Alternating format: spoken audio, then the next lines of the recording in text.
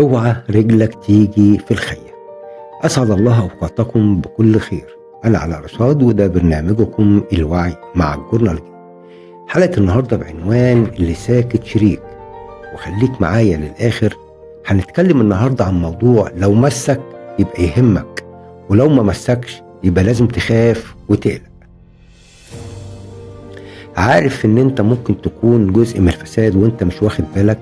ايوه، انت جزء من الفساد ومش واخد بالك، لان كل مرة بتسكت فيها وكل مرة تعدي الغلط وتعتبره شيء عادي، انت كده بتدي الاذن للفساد يكبر يوم بعد يوم لغاية لما بيورم ويتضخم ويصعب السيطرة عليه.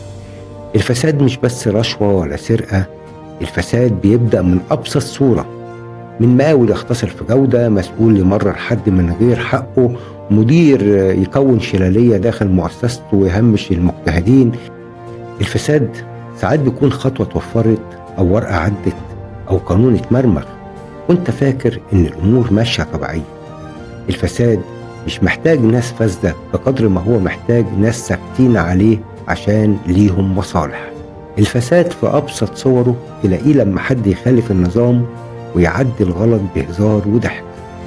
الفساد زي السرطان بيكبر من غير ما نشوفه، واحنا اللي سايبينه يعيش بالسكوت والتطبيع والغلط لمجرد ان المصالح بتتصالح. الفساد مش هتشوفه لان الفساد مش دايما صوته عالي، ده شيء خبيث جدا، بيبدأ صغير لحد ما يخنق الثقة بين الناس ويدمر الفرص حوالينا ويستنزفنا ويمص دمنا ويضيع حقوقنا.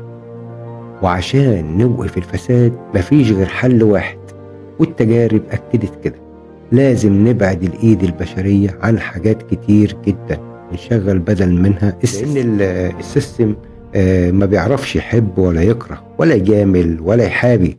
السيستم ما بيضيعش حق حد ولا بيخاف من حد. السيستم شريف شغال بالقانون على الكل وبالعدل. طول ما القرارات والأمور المالية في إيد البشر هتفضل فرص السرقة والنهب والمحسوبية والمجاملات متاحة ومش هتقف. ماسورة مجاري طافحة ومفتوحة في كل مكان بيعيش فيها النفايات الفاسدة. في الوعي احنا مش بنهاجم أشخاص لكن بنواجه أفكار. دي كانت حلقة النهاردة من الوعي مع الجورنال. استنوني في الحلقات الجاية لأن اللي جاي أهم وأعمق. إلى أن نلتقي أستودعكم الله الذي لا تضيع ودائعه، ونسأل الله الإخلاص في القول والعمل. دمتم بكل خير.